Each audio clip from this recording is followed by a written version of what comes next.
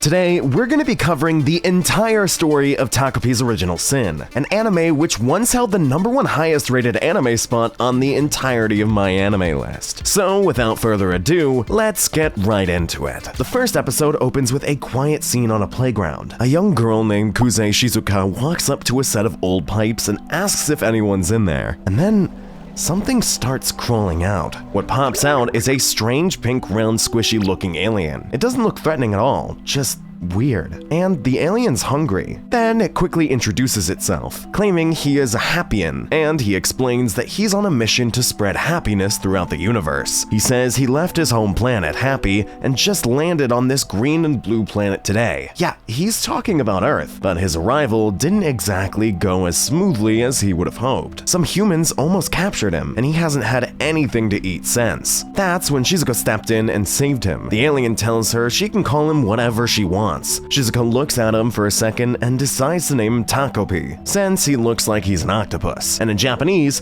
Tako means octopus. We then learn that Shizuka is only in 4th grade, and Takopi wants to repay her for giving him food. He pulls out one of his happy gadgets, a weird ring with tiny wings on it called flappy wings. Takopi explains that it lets you fly freely. He puts it on and happily zooms around to show it off. Then he excitedly tells Shizuka to try it. She just says no thanks and starts walking away, saying that she needs to go and buy a writing board. She also mentions that the bread she gave him was just a leftover from her lunch, so it's not that big of a deal, and she says she'll bring some more tomorrow. Takopi doesn't really get it. He asks her why she wouldn't want to fly when it's so much fun. Shizuka pauses and says even if she does fly, nothing would change. And with that, she leaves Takopi confused. Takopi, being the naive alien he is, assumes that since there are so many creatures on Earth that can fly, humans must just go out every night to practice flying with them. That is his only explanation for why Shizuka wasn't interested in his gadget. The next day, we see the two of them huddled inside the concrete pipe, hiding from the other kids at Shizuka's school. One of the girls, Orina Kirarazaka, openly brags to her friends about breaking another girl's writing board. And yeah,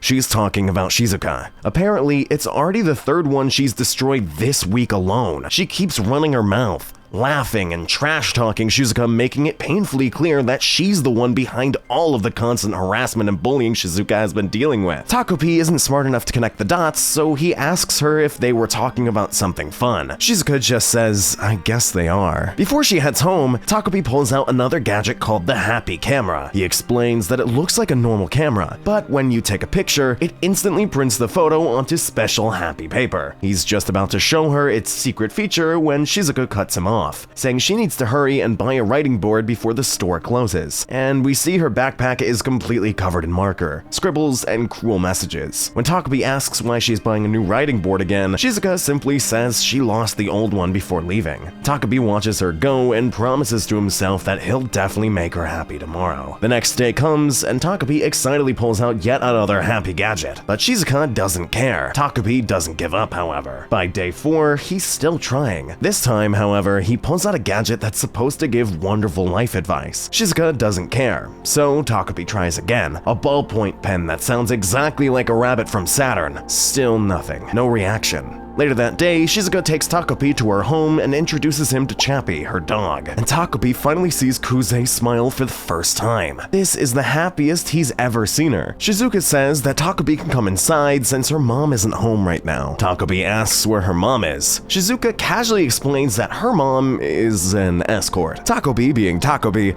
has no idea what that means. So Shizuka explains it in the simplest way, saying her mom accompanies customers to different places. From there, we find out her mom is rarely home, especially at night, and when she is around, she's emotionally distant and neglectful. Takopi then asks about her dad. Shizuka says she doesn't have one. This causes Takopi to come to a very alien conclusion. He starts thinking that humans only need mothers to create children. Yeah, he's as clueless as you can get. Later that night, Shizuka talks about how as long as she has Chappie, she'll be okay. he's all she needs. The two of them then go on a walk together. Takobi starts rambling about Planet Happy, explaining that it's unbelievably far away and full of delicious happy fruits. He tells Shizuka she should visit someday. Shizuka says she can't. Takobi insists and says his happy spaceship could get them there in no time at all. But Shizuka just shuts him down again, saying she doesn't believe in magic. Takobi tries to explain that it's not magic, it's happy gadgets, but she cuts him off. She tells him she can't go anywhere, not to Planet Happy, and not to wherever her dad is. We then see a flashback of Takobi's mom, telling him to spread happiness throughout the whole universe using the happy gadgets, but also warning him to be careful and never break the rules. Back in the present, Takobi thinks to himself that he's nowhere near breaking any rules anyways. Shizuka hasn't even used a single gadget yet. Takobi then makes a promise. One day, he says, he'll bring out the biggest smile she's ever had. And that actually gives Shizuka a little hope. Although, Takobi says that he can't do that right now. Why? Well, because something happened. He doesn't know what, but he can't return to Planet Happy at the moment. But one day, he will. After that, Shizuka says she's heading home and tells Takobi she'll see him again tomorrow. The next day, something is wrong. Shizuka shows up completely beaten up. Takobi walks up to her and thinks her face looks decorated. Yeah, this alien genuinely does not understand anything. Just look at her. She's holding Chappie's collar in her left hand. Shizuka says she got into a fight with her friend. Takobi, trying to understand, asks, so when humans get into fights, their faces change color? He then confidently announces that he has the perfect gadget for this situation. He pulls out something called the reconciliation ribbon. How it works is when you tie your pinky finger to someone else's with this ribbon, you instantly become friends again. The ribbon is incredibly strong and can stretch infinitely, meaning you can even use it on someone who's really far away. You'd expect Shizuka to brush this off like everything else, but she doesn't. She actually wants to use it. Takobi gets excited and suggests they go find her friend right away, but Shizuka stops him. She says she wants to take her time, and that she wants to do it herself. Then she asks if she can borrow the ribbon. That's when we finally learn the rules. A happy gadget can only be used under the supervision of a Happian, and that it should never be used without supervision. Takobi hesitates. This is the first time Shizuka has actually asked to use one of his gadgets, and this time she even says please. Takobi finally decides that he's gonna break the rule and gives her the reconciliation ribbon, telling himself everything will be fine and that there's nothing to worry about. Some time passes, and Takobi starts to feel really uneasy. He goes looking for her. He walks through her front gate, and we see Chappie isn't there. He climbs up to the balcony and looks inside, and then he sees it. Shizuka has used the ribbon to hang herself. Takobi doesn't understand what he's seeing. He asks her what she's doing and starts yapping about how the ribbon won't work if it's tied to a beam. He tells her to come down, but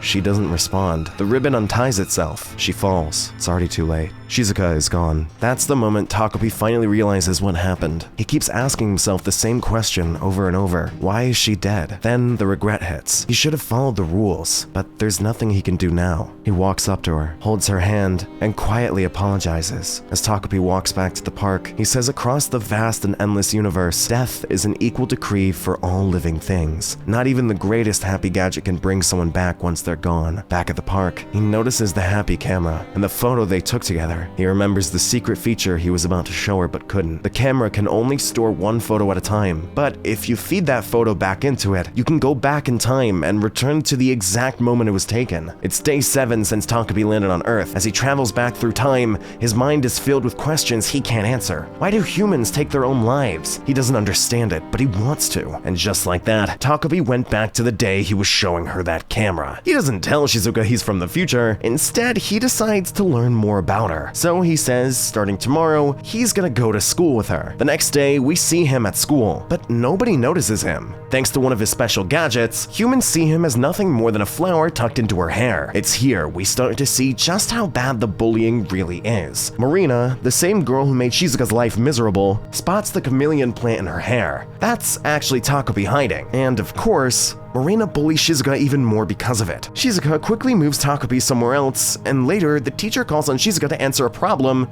but Marina hid her notebook. Shizuka panics, claiming she forgot her homework. From Takobi's perspective, it looks like the reason Shizuka took her own life is because Shizuka was sad about losing her notebook. He decides to go back in time and tell her the answer to the question the teacher was about to ask the next day. The next day, she nails it. Everyone is flabbergasted, but the bullying doesn't stop. At lunch, a group of kids swarm Shizuka again. Takopi thinks she's sad for not being able to finish her meal, so he goes full-on Kirby mode and eats all of the food. It turns out it wasn't her food. It was leftovers dumped on her by the other girls so that they could bully her for wasting food. Takopi is finally helping her. Later, Marina throws Shizuka's notebook in the trash so Takopi retrieves it. Small victory. Later that day, Marina tosses her backpack out the window, but Takopi gets it back from the roof. Marina is fuming. Seriously, what is her problem? Why can't she just leave Shizuka alone? Finally, Takopi asks Shizuka, "Are you and Marina fighting?" Yeah, it took him that long to figure out half of the story. He says that when Happians fight, they hide each other's happy paper to get their attention and make up afterwards. Takopi wonders if Marina hid Shizuka's notebook for some reason. Maybe she just wants to be friends. Shizuka just stares at him and says, "If that's what you call fighting, I guess I'm fighting." The next day, some girls tell Shizuka that Marina wants to talk to her outside the storage room. Takopi thinks it's finally a chance for them to make up. We cut to Shizuka hiding in the bathroom, trying desperately to hold back tears and shivering from fear. Takopi is confused as always and says, "Why aren't you just gonna make up with her?" From his perspective, this is just a serious argument. Maybe one of them ate the other's happy custard pudding. He decides to help. He pulls out a new gadget, the transformation palette. By placing a piece of someone's DNA in it and pressing a button, Takopi can shapeshift into that person. So he becomes Shizuka and goes to talk to Marina in her place. At first, he tries to talk things out, but Marina smacks him in the face. Every time he tries to talk, he can't help but end his lines with a little P, which only seems to infuriate Marina more. She rants about Shizuka being cocky lately, calling her a parasite because her family doesn't pay taxes and lives off of welfare fees. Takopi just sits there thinking that this is not a conversation. His cheek is burning. Happians are never that rough with each other on Planet Happy. Then she kicks him right in the face, again and again and again. Takopi is thinking about how much it hurts and how cruel it is, but he still wants to make Shizuka happy, so he speaks up, saying he doesn't know why Marina is doing this to her, but he's sure they can just talk about it. Marina says Shizuka is the last person she wants to hear that from, and starts bullying her even more, saying how dare the daughter of a parasite who leeches off of men try to give her moral lectures. She pulls out a pen, telling Shizuka to give back her dad, and stabs Takopi with it.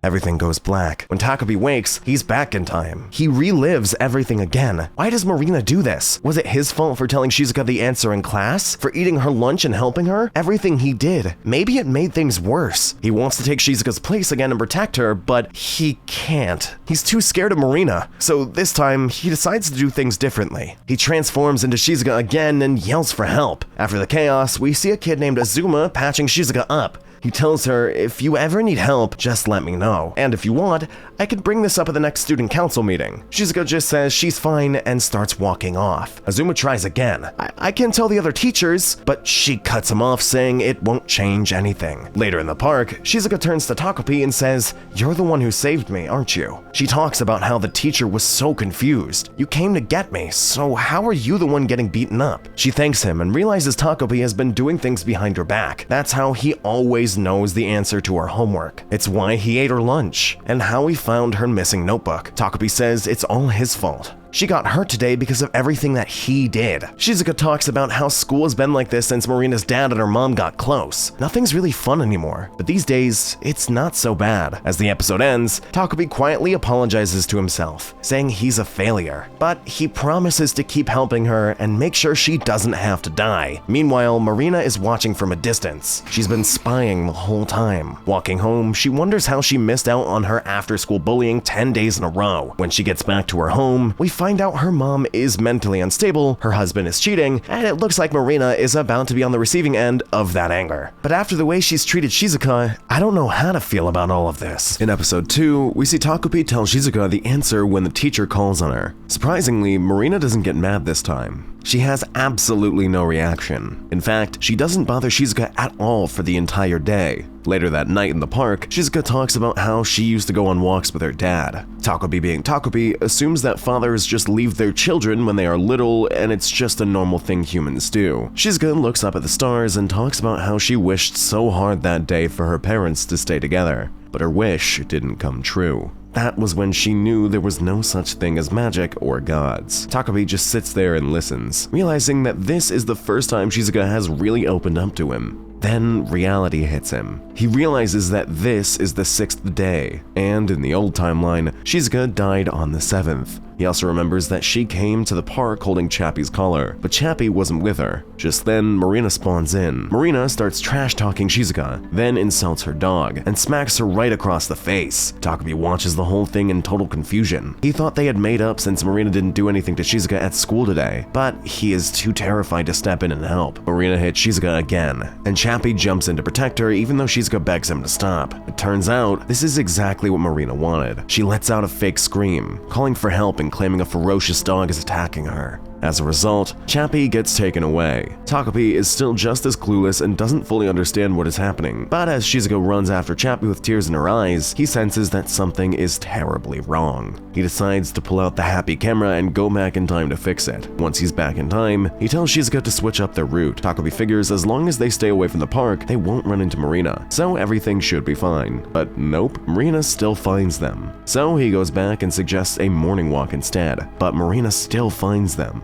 What the hell is happening? Can the future not be changed? He tries again. No matter where or when they go, the outcome is the same. Then we see Marina mumbling about how everything went according to plan. That's when Takabe finally figures it out. Marina is actively hunting them down, and this isn't going to be as easy as he first thought. And he is still just as clueless, wondering why Marina wants to get bitten by Chappie. He doesn't get it, so he decides to ask Shizuka, thinking she might know since she's human too. But Shizuka is in complete shock. Chappie has been taken away yet again, and he was the only thing keeping her going. Takabe realizes that things are playing out exactly the same way, and he can't save her like this. He tells Shizuka he will save her no matter what, so that she and Chappie can smile together again. Even though he failed this time, he won't stop looking for a way. He tells her to trust him and promises that this time for sure, things will be different. He pulls out the camera and goes back one more time, but no luck. It's the same outcome again. Someone tells Shizuka that Chappie is going to live with her dad from now on because a dog that bites someone isn't allowed in the city. She says Shizuka will get him back one day. We find out that this woman is actually Shizuka's mom. She starts ranting about how she has to apologize to Marina's dad just to save face and tells Shizuka not to cause any more trouble before leaving to go do her quote-unquote work.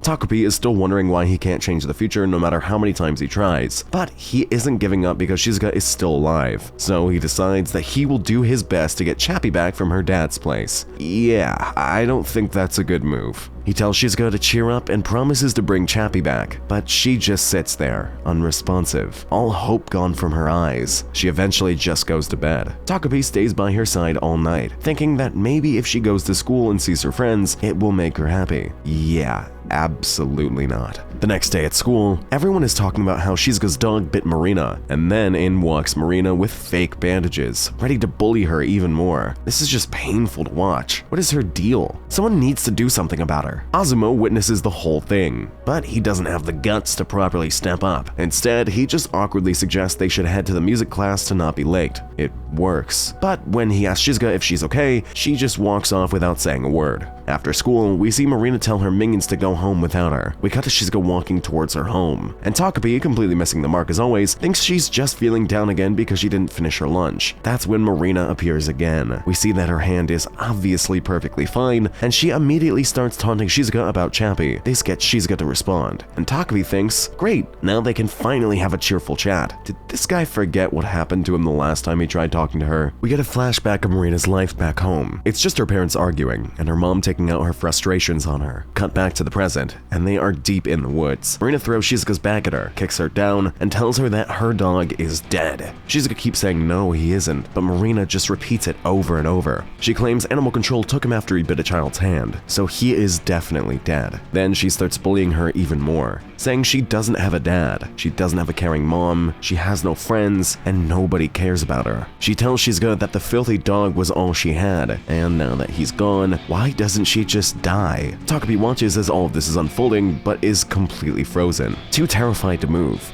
Seriously, bruh? Marina just keeps insulting Shizuka and her mom, telling her that everything is her fault. Takabe knows he has to help, so he decides to pull out the happy camera to go back in time and try again. But then he gets a flashback of Shizuka saying Chappie is all she needs, and that as long as he's with her, she'll be fine. That memory snaps something in him. Instead of running away to the past, he gathers up every ounce of courage he has and charges straight at Marina with the camera. Everything goes black for a moment. When the scene clears, we see Marina lying motionless on the ground, bleeding. Takabe thinks she's just stopped moving because it hurts too much. He doesn't realize she's actually dead. He figures pain isn't a good thing, so he decides he'll just go back in time and try talking it through. But the camera is broken. Yeah, he probably shouldn't have used a time travel gadget as a blunt weapon. Shizuka stands up and bluntly states that Marina is dead. That's when reality finally starts to sink in for Takabe, and he begins to panic. But Shizuka, she's actually super happy. She looks at Takabe with awe and tells him that he's amazing. She admits she didn't believe in magic before, but she always wanted Marina gone. Her dreams finally came true today. Her wish has been granted.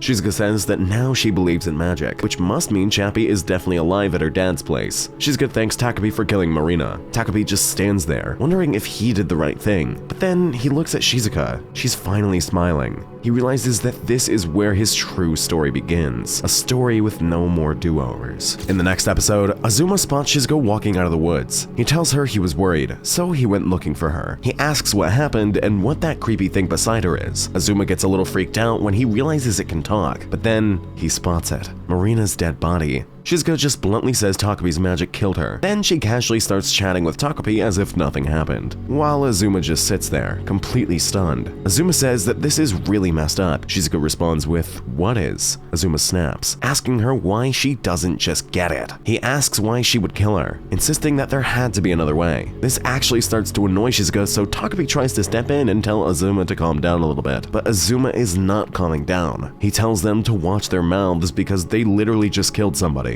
Shizuka argues that magic killed Marina, so what can she do about it? Azuma says that it wasn't magic, and even if it was, murder is still murder. He tells her she'll probably get sent to a juvenile facility because nobody is going to believe her if she tries to blame it on an alien. That is when reality finally sinks in for her. She realizes that if that happens, she won't be able to see Chappie. As Azuma gets ready to leave, he mentions that a book he once read said turning yourself in gets you a lighter sentence. Shizuka asks if there's any other way besides turning herself in. She doesn't read books, but Azuma seems like he knows a lot. Azuma replies that in novels, sometimes other people take the fall, but novels are fiction, and that the most common method in stories is covering up the crime. That's the go-to solution. So Shizuka decides to do just that, because she doesn't want to go to a juvenile facility. She asks Azuma how exactly she should cover it up. Azuma tries to tell her that covering up a crime is also a crime, and there is no way a bunch of kids can pull it off. But Shizuka cuts him off, reminding him that they have Takabe's magic, and asks him if he can come up with a good way to hide all the evidence. He is about to say there is no way he can do that, but then we get a flashback. We see exactly why Azuma is the way he is. Back in the present, Shizuka looks at him in the eyes and says there is nobody else who can help her. Azuma is the only person she can rely on. And yeah, he is definitely helping her now. He starts going through all of Takabe's happy gadgets, looking for the perfect tool for a cover-up. He spots a capsule that can change size and preserve anything you put inside, so he decides to put Marina's body in there and bury it for now. As for the murder weapon, the octopus can hide that himself. Just then, Takabe uses his transformation gadget to turn into Marina. Yep, he's going to take her place for now. They decide to leave the crime scene, and Azuma warns Takabe to be extremely careful. As they are leaving, Takabe nervously asks if they are sure they want to do this. Shizuka immediately shuts him down, telling him he will get caught if he keeps talking like that. As night falls, they quickly dig up the ground, bury the capsule, and erase all of their traces. The group splits up to go home, leaving Takabe with one mission: do his absolute best to impersonate Marina from now on. Takabe walks into Marina's house, acting all happy and cheery, and opens the door straight into a war zone. Marina's parents are screaming at each other, and it is bad. The dad throws something in a blind rage, and it hits Takabe right in the face. Marina's mom says, "What would you have done if that hit her in the eye? She's a girl. What if that left a scar on her face?" The dad just brushes it off, saying she's not hurt. Takabe sits there thinking, wow, Marina's parents talk a lot every day. They sure do love each other. Yeah, I don't think this alien will ever understand anything at all. The next day after school, Shizuka wants to go look for Chappie immediately, but Azuma steps in and tells her they can't just go to Tokyo right now. That's not somewhere kids can go alone. Plus, they need to wait until the octopus gets used to living in Marina's home. Takabe asks, what's a divorce mediation? since he heard Marina's mom screaming about it earlier. Azuma ignores him and insists that since they just buried a body, they should be fine, but they shouldn't leave town for a while. They need a solid plan. So they decide to make their move during summer break. Suddenly, Azuma's older brother Junya shows up. He comments on how rare it is to see Azuma playing outside and asks if these are his friends from class. We find out he's off work and just taking a walk. As he leaves, Azuma goes on a rant. He hates that his brother works a part-time job when he doesn't need to. He gets as much allowance as he wants, and everyone pins their hopes on him. All he has to do is study. Yet he went out and bought a stupid-looking ring with his own money. Shizuka suggests they should just take it, steal the ring. She figures Junya will be so shocked he'll quit his job. Azuma tries to push back, saying that's theft, but Shizuka cuts him off with those magic manipulation words. "I think you can do it, Azuma-kun."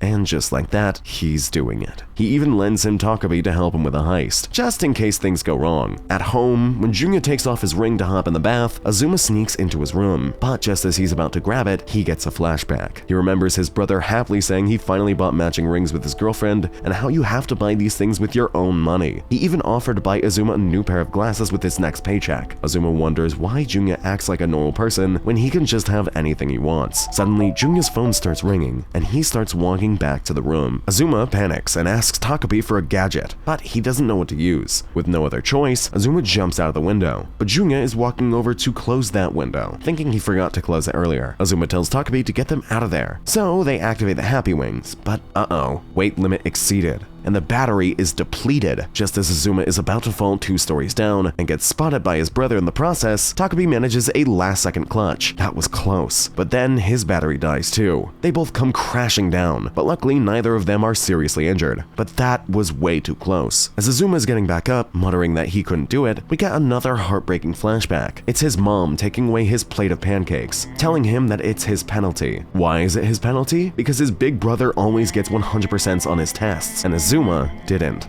He studies really hard to get a perfect score next time, but he only manages a 95. His mom tells him he can't have pancakes. Azuma apologizes and promises to do better, but his mom just coldly replies that maybe they are wasting their time, because no matter how hard Azuma tries, he always fails. Back in the present, he walks back to the park, terrified that Shizuka will give up on him just like his mom did. But instead of getting mad at him for failing the heist, she just points out how messy he looks and laughs. That brings Azuma to tears, and he just starts crying right there, happy that Shizuka didn't give up on him. The next day, the whole class is in shock because Takabe disguised as Marina is acting super friendly with Shizuka. After school, the 3 of them make plans to get Chappie back. They even go beetle hunting to kill some time. This is where we find out Azuma is terrified of bugs, but while they're having fun, we cut to the woods. The dirt has worn off, and the capsule containing Marina's body is now visible. The next day, Takabe drops some bad news. He realized during the heist that humans are too heavy for the Flappy Wings, so they can't fly to Tokyo to save Chappie. Azuma says it's fine. He wasn't planning on flying anyway, so they can just take the bullet train, but that costs money. Azuma starts roasting Takabe, asking why all of his happy gadgets are so useless, and saying he came to Earth with nothing but junk. Takabe gets a little offended, but mentions that Planet Happy has amazing gadgets, like a diorama of a Saturn dog or the Big Happy Clock, which lets you travel to any time or place you want. Hearing that, Azuma immediately tells him to bring them there so that they can fix everything, but Takabe can't go back to Planet Happy right now. He wants to, but he can't remember why. Shizuka interrupts them to play, and they have a great time. But Takabe is left asking himself, why can't he go home? Something isn't right. Later at Marina's house, he's still trying to remember why he's stuck here. All while Marina's parents are fighting in the background like always. Suddenly, her dad drags Marina into the argument. He wants her to pick a side and asks if she wants to live with him. Takabe hears dad and immediately thinks of Shizuka's dad, which means getting closer to Chappie. So he excitedly says yes. Yeah, her mom is not happy about that. Later that night, Takabe is sitting there, innocently planning to tell Azuma they can leave before summer break, when suddenly Marina's mom walks up and smacks him right in the face, and then again and again.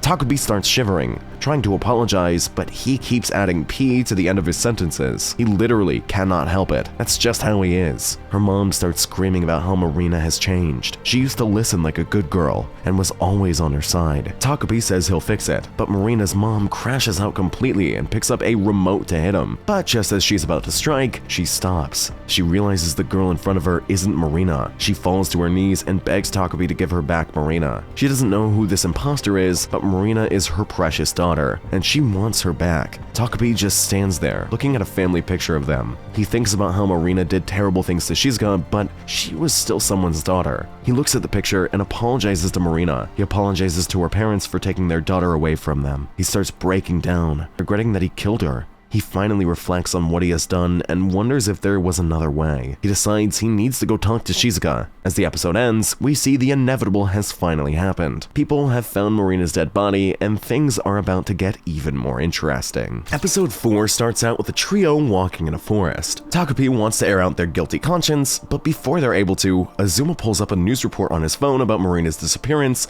and death. This really shakes up Azuma. He thinks his life is over. We cut to the classroom where the police are telling all of Marina's former classmates about her death. They think it happened yesterday because the memory box Happy Gadget preserves the body, but the trio knows the truth. Takabe blurts out and questions whether keeping quiet about it was really the right choice. This really pisses off Azuma. After all, they can't undo what has already been done. Takabe argues that Marina's mama and papa are very sad and that he has to do something. Maybe telling her parents the truth is the right call. Azuma eventually agrees.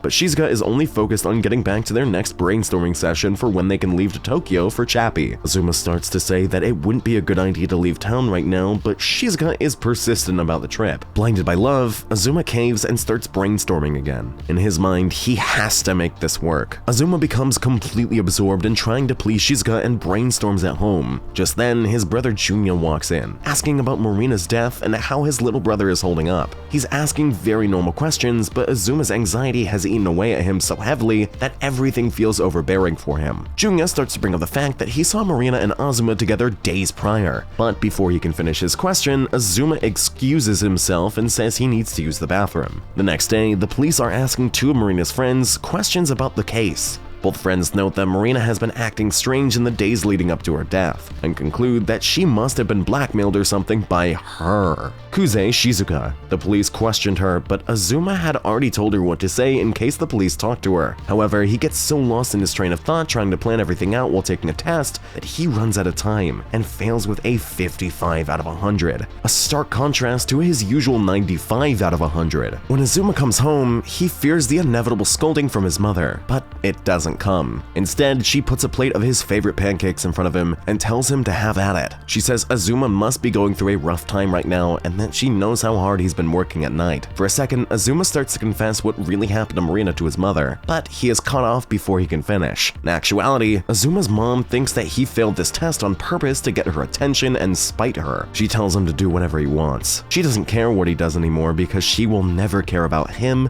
or his test scores starting from this moment onwards. Demoralized and seeking comfort, Azuma throws up and takes a walk, only to collapse and start crying before being startled by Shizuka and Takabe, who ask if he's alright. Of course, he hides his feelings and says yes. Jeez, nobody is ever truthful in this show. Shizuka tells Azuma that she got another call from the police, telling her that she needs to stay at the police station during summer break. Shizuka doesn't consider this to be an option since she needs to see Chappie in Tokyo, so she asks Azuma to take her place down at the station. Azuma happily obliges, saying that he'll do anything to save her. She says, "Okay, great, so you'll submit this bloody camera as evidence and turn yourself in for me?" Wait, what? We cut to a flashback of a younger Azuma. Junya is playing a game and Azuma tells him that he needs to study or he won't get 100%, but Junya says he'll be fine either way. As it turns out, he was fine. For Junya, perfect test scores come naturally for him. His mother was excited at the prospect of Azuma being a prodigy just like his older brother once he was in school, but he never scored 100, not even once. His classmates praised him for his high test scores, second highest in the whole town, but Junya was #1 in the entire country. His mother constantly questioned why Azuma was performing so poorly in comparison to his brother, and as time went on,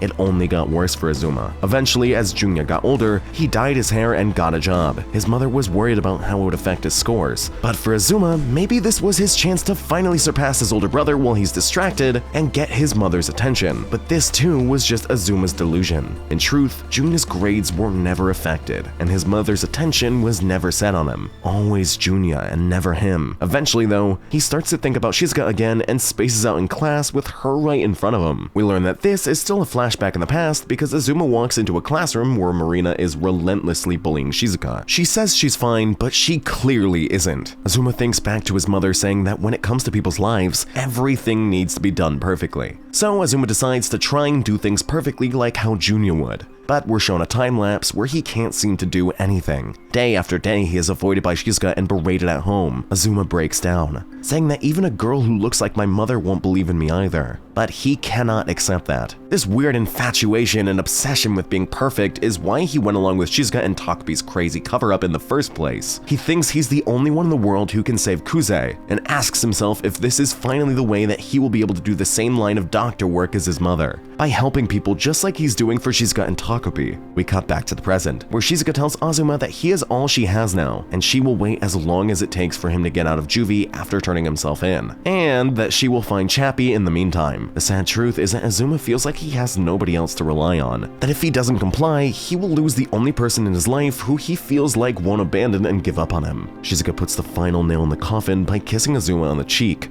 hugging him and telling him that everything will be fine. He thinks back to how the last time he was ever hugged by his mother was before he was in school. Azuma accepts Shizuka's offer and takes the evidence to turn himself in. But before he can leave his house early in the morning to do so, Junya catches him and asks him where he's heading. Suddenly, Junya screams at Azuma that he killed her, didn't he? He yells at him that Azuma is going to end up ruining their mother's clinic and his future all because of this, and he's dragging everyone down with him. But we find out that it's just another one of Azuma's delusions. Junya is just trying to look out for his younger brother and comfort him, telling Azuma that he can always talk to him if he needs to. But Azuma starts crying and tells him that he wouldn't understand. He goes on about how Junya has the perfect life and a perfect image, how he studied hard and made no friends because of how focused he was. But it was never enough for their mother. Nobody's interested in me. Nobody believes in me. I have no one left except Kuze-san. That's what he thinks. But Junya pushes through and exclaims that he always has him. He never cared about test scores or anything like that. He just wants to be there for his little brother Naoki Azuma and listen. Junya also tells Naoki that he isn't good at everything like Azuma believes he is. For one, he sucks at Monster Hunter and just gets his girlfriend to help him. And secondly, he tells Azuma to stop worrying about their mother's pancakes because they suck anyways. The only kind gesture Naoki's mother ever did for him was buying glasses so that he wouldn't have to strain his eyes as much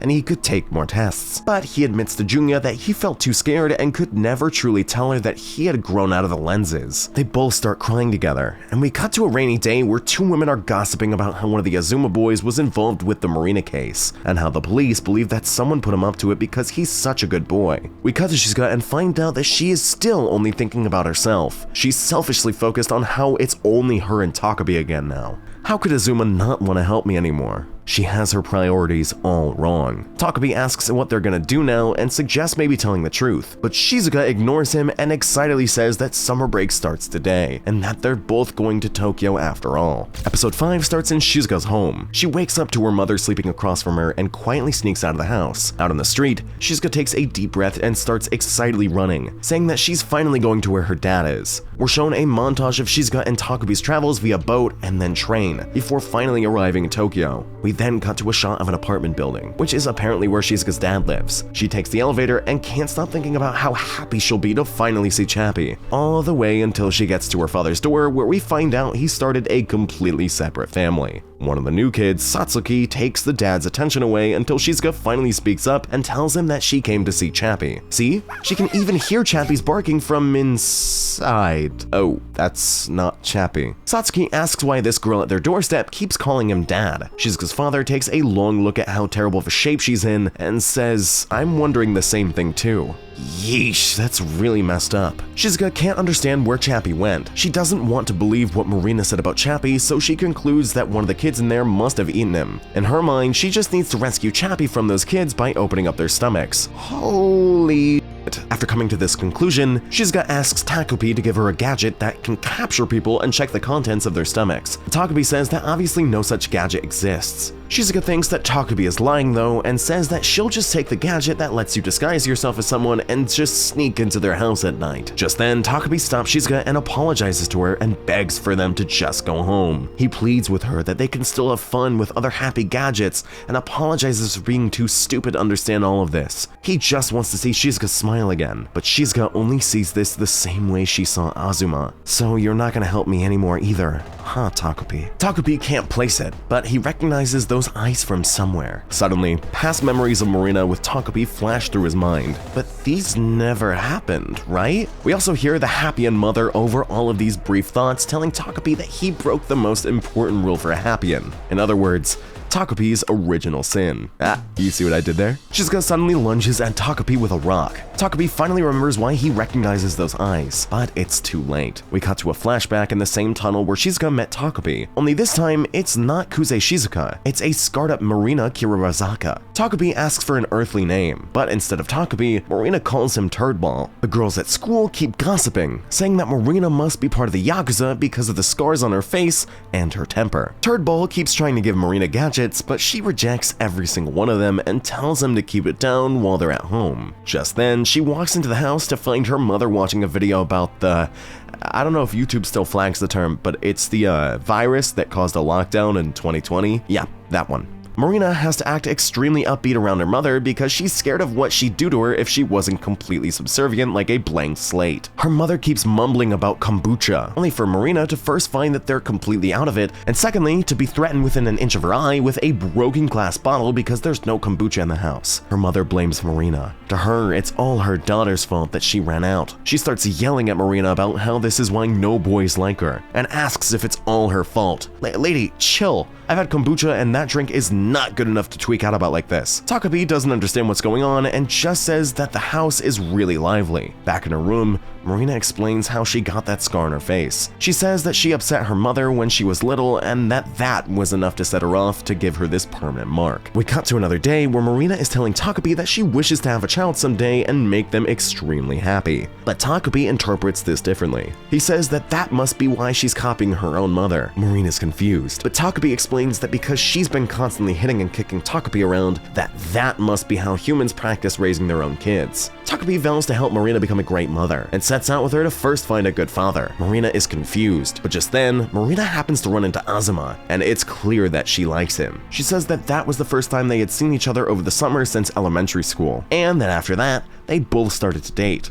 Even weirder, she's telling all of this to her mother, who seems to be really receptive. Okay, what's going on here? Marina's mother says that Azuma has a bright future ahead of him because he's going to take over the clinic, but we find out that Junya is going to take it over instead. So Marina suggests to her mother that they probably shouldn't go there anytime soon. Marina starts talking to Takumi while walking down a hallway, telling him that the chat she just had with her mother was the most positive one in recent memory, and how she's grateful that Naokun doesn't mind the scars on her face. She tells Takumi that after her father left, her mother became a completely different person. She also says that she never had any close friends either, but lately she's been happy. It's hard for her to admit, but she thanks Takumi. If it wasn't for him, she probably wouldn't have made the same choices that led her to this happier point in her life. We cut to later in the day where Marina and Naoki are walking home together. Students passing by are talking about a new transfer student who apparently tried and failed at attempting to do a, certain thing with a rope because the rope broke. But all Marina can focus on are these slight hand touches between her and Azuma as they're walking side by side. This, however, is not the case for Azuma, because just then Shizuka walks by and immediately he is enamored by her beauty. His eyes are telling the whole story. We cut to sometime in the future where Azuma is talking with Marina. He tells her that he's all that Kuze-san has left because she has no family or relatives left to depend on due to coming back by herself. Then Azuma drops a bombshell to Marina that he has loved Shizuka since elementary school, and that it's a miracle that they were able to reunite again like this. Marina doesn't know what to say. Later that same day, Marina's mother is excited to have Azuma over for dinner, saying that she hasn't cooked a meal like this in so long. But Marina can't tell her that Azuma is not coming anymore. so Takabe volunteers to go grab Azuma real quick. We cut to Azuma and Shizuka meeting up and talking. Azuma asks if she had any other plans, but Kuze says that he's the only one that she talks to here. Azuma doesn't believe her and calls her attractive before trailing off. We cut to Marina giving the news to her mother that Naoki can't come today. Her mother suggests that they reschedule to a good day for him, but when Marina stays silent, she knows that something is up. Marina tries explaining herself, but she can't think of a good excuse and just apologizes. We cut back to Naoki, who is talking about how Marina must be really hurt right now, saying that he never follows through with things and can't make things work like Junya can. We then cut back to Marina's house, where her mother starts to crash out and yell at her. She thinks that it's because of the scar that she gave Marina making her damaged goods. She laments that she did everything perfectly today. Marina interjects and says that Naoki likes someone else. We cut back to Shizuka telling Azuma that he doesn't need to compare himself to others like Junya, and that she's always watching him. It's those same damn lies. We quickly cut back to a broken light. A fight has broken out between Marina and her mother. This scene is truly gut-wrenching to watch. Marina's mother asks why she's being betrayed by her own daughter. She is so far gone that she can't realize her own faults, and at the same time thinks that everyone else is blaming her for everything when that isn't the case. In the stark contrast to the happy moment Shizuka and Azuma are sharing, finally, she snaps. We cut to Takabe walking down the street at night and entering Marina's house, sad that he never ended up finding Azuma in order to bring him to dinner. Takabe opens the door and we're greeted with the aftermath of what happened. Marina can't help but apologize over and over again, muttering to herself that she should have killed Kuze Shizuka when she had the chance in 4th grade. Maybe if Shizuka was dead, all of her problems between her father, Naokun, and even her mother would be solved. Despite how her mother treated her, Marina cries and pleads, "Mommy, don't leave me alone." Takabe speaks up and makes his presence known. Marina, still crying, regrets that she never gave Turdball a proper name. Just then, Takabe has a brilliant solution. We'll just kill her. Takabe reasons that if he uses his spaceship to go back to his home planet and turn back time with the big clock to when they were all in 4th grade and kill Kuze Shizuka, all of Marina's problems would be solved. And with all of her problems solved, that would make her happy, right? With that, Takabe leaves Marina alone to go fulfill his promise. Marina again regrets that she couldn't give Turdball a proper name. She raises a broken glass to her neck, and with her final breath, she says to herself, Takabe maybe. やっぱ名前くらいつけてやればよかった。Takabe. We're shown Takabe back on his home planet in a completely different art style. While every other Happian is fighting over trivial things, Takabe marches on to the center where his mother is and tries to convince her to turn back time to kill a 4th grader. His mother says very well, but on the conditions that Takabe will have his memories erased, be returned to the state of a newborn, and banished from his home planet for breaking the most important rule of a Happian. All of this is so that Takabe can forget everything that has happened and be basically reborn. But Takabe slaps his mother away and rejects being reborn. Even if she doesn't understand, it's something that he has to do in order to make Marina smile. With her child's sudden departure, Noe Nakuf's mother is left to ponder what it means to kill, and asks why her child was so rough with her. She wants Takabe to explain it to her, but he's already long gone. As Takabe ejects his spaceship, he promises that he'll make Marina happy even if he loses his memories. But every time he says her name, he forgets a little bit more and more each time. With all that being said, we now know what led up to the events of episode 1. With his memories back, Takabe vows to kill Kuze Shizuka no matter the cost. To him, she is evil incarnate and must have her life ended completely. Takabe thinks about all of the things that Marina lost because of Shizuka, but he also remembers how poorly Marina treated Shizuka back in 4th grade before she was killed by Takabe's own hands. And what about how nice Shizuka originally was to Takabe when they first met?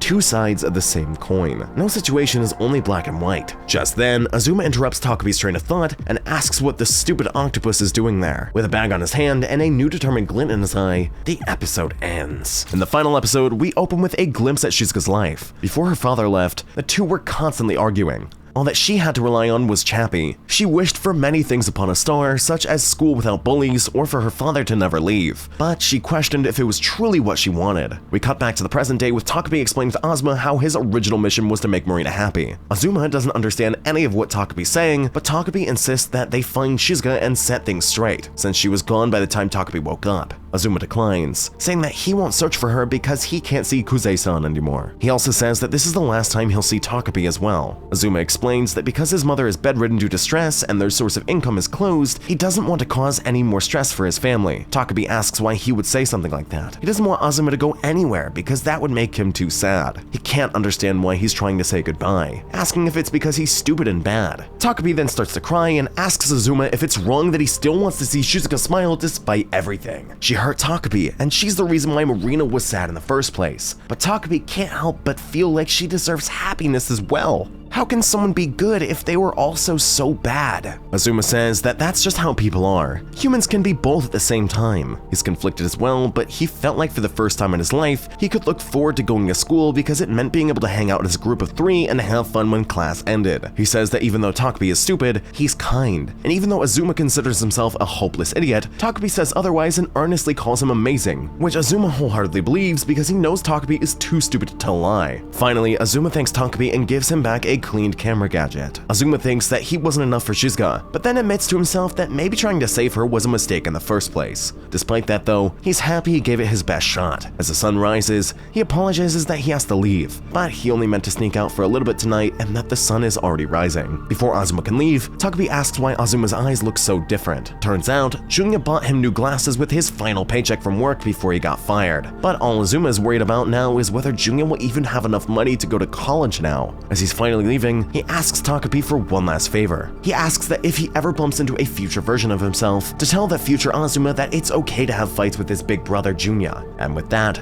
he says bye-bye. It looks like entire seasons go by with Takabe just waiting for Shizuka, pondering. Eventually though, Shizuka visits the spot where she first met Takabe and finds that he has been waiting there for her this whole time. Shizuka is not happy to see Takabe though, demanding that he move out of her way so that she can go to the animal shelter to find Chappie and look in all the staff's stomachs if needed. Takabe refuses to move. Takabe doesn't want Shizuka to do anything else that will make other people sad. He doesn't want Shizuka to hurt more people. Hearing all of this from Takabe only makes Shizuka angrier though, as she stomps directly onto Takabe with that same soulless look in her eyes. She asks him what else was she supposed to do in the face of those hardships. Her dad acted like she didn't know her at all, so what was she supposed to do? They wouldn't let her on the ferry alone, so what else was she supposed to do? When her mom stopped coming home, what should she have done then? Shizuka keeps yelling at Takabe about her problems while picking up a rock and pinning him down before repeatedly bashing Takabe with it until she breaks down and loses the will to continue. She wants Takabe to answer all of her questions on why the world has treated her so harshly, but Takabe can only hold her hand and respond with, "I don't know." Takabe admits that it's too hard of a concept for him to understand. Shizuka calls him useless and starts to hit him more, but Takabe is not deterred. He apologizes for not being able to do anything for her, but always trying to do something anyways. "I'm sorry for not trying to understand. I'm sorry for leaving you all by yourself." Shizuka cries and says that it's too late for everything, and all Takabe can do is hold her close and says that he knows it's too late. We're shown a time lapse of Shizuka and Takabe aimlessly wandering around the entire town, but all throughout the countless days and nights, Shizuka can't stop crying. Finally, they both end up back where they started. Takabe says he's happy that it's just them now, and that he wants to show Shizuka one last special gadget. He shows the cleaned off happy camera and reveals that he still has the first photo he took all that time ago when he was showing it off. Even though the gadget is broken, he says that he has his memories back and that there's one last thing that only he can do for her. If he uses himself as a battery, the camera will function one last time. Shizuka tries to stop him, but it's too late in the process. Takabe tells her that he promised he'd bring out the biggest smile she's ever had, and that even though he enjoyed the time they spent together, it's time to finally make good on that promise. As he's fading away, he hopes that his dearest finds what she truly wants, and thanks Shizuka for playing with him, for being friends with him, and for sharing her bread with him all of that time ago. And just like that, Shizuka forgets what she was even doing here in the first place. We cut to life in this new reality with a narration from Takabe. Shizuka's going to school where the same bullying we've seen a couple of times before occurs. But this time, when Marina calls her a parasite, she mentions that she's not wearing a chameleon plant today, before confusing herself on why she even mentioned something like that and walking away. Then we get to focus on Azuma. He's talking with his friends about how he got into a fight with his big brother yesterday, and how Junya always sucks at the games he plays on the PS4. The kids find it super cool that he has a PS4, and want to go over to play someday. They have to move classrooms, but before he leaves, he considers calling out to Shizuka like how he would have in the other realities. But he gets told by his friends to hurry up and decides to not involve Shizuka. Takabe says that she was always alone, and the same is true for Marina. Marina is bullying following Shizuka at the spot, blaming her for her mother's cries and her father's screams every day. As she's about to stab Shizuka with a pen, the glint of the lead illuminates a drawing of Takapi that fell out of Kuze's bag when Marina was shaking her. We're also shown a glimpse of a chameleon flower as this is happening, signifying that Takapi is always there even in spirit. The girls stop fighting and don't know why they both recognize the drawing, but soon enough they both start talking about how it talks endlessly, follows you around, and won't save you when it matters. They both bond over the doodle of Takapi as if they have fragmented memories of the future that they did not live in this timeline. They both start crying over the drawing, but neither of them know why. Takapi laments that he couldn't fix everything, that there would always be some things like family members leaving or feelings you can't get back that Takapi has no control over, but he hopes that none of them, no matter where they end up, will ever be truly alone anymore and be able to grow up together into adulthood. Shizuka looks back for a brief second and we're shown Takapi's last thank you and goodbye, but before long, that fades too, and when asked by Marina what she was looking at, Shizuka says nothing, and they both walk off together as friends. We're shown a long shot of them walking away as the credits roll and the ending song plays. But that's not where the anime ends. After the credits, we're shown one final glimpse into Marina and Shizuka's life together after all of this went down. They're hanging out together as friends, and Chappie is still alive and healthy. They're at a store joking about who has the worst family before stumbling upon a pen that looks exactly like a ballpoint pen of a rabbit from Saturn, one of Takapi's gadgets. Neither of them know why the other said that, and they don't know what it is, but it's clear that despite how things ended up for them, such as Marina still getting a scar on her face, a part of Takapi's memory will always remain with them to make sure that neither of them are ever truly alone again. And that is where we end Takapi's original sin. The community often debates what Takapi's original sin really was. Was it coming to Earth in the first place? Was it the gadgets? Well, the truth seems to be a bit deeper. I believe that Takapi's real sin was trying to fix things without truly understanding them. He didn't realize that humans had both good and bad sides to them, and by blindly interfering, he often made things worse. Takapi's original sin is a heavy anime and an even heavier lesson about how sometimes good intentions aren't enough if you can't understand the reality of the situation. Now, with all that being said, if you're looking for more content from us, we are starting 2 brand new playlists. One is going to cover the entire massive story of One Piece, and the other is for Hidden Gems, where we recap underrated anime that deserve way more recognition. But we need your help to find them, so make sure to join our Discord server. The link is going to be in the description and the pinned comments. If you enjoyed this video, drop a like, comment who's your favorite character, and subscribe so you don't miss out on what's coming next. Thank you for watching, and see you in the next one.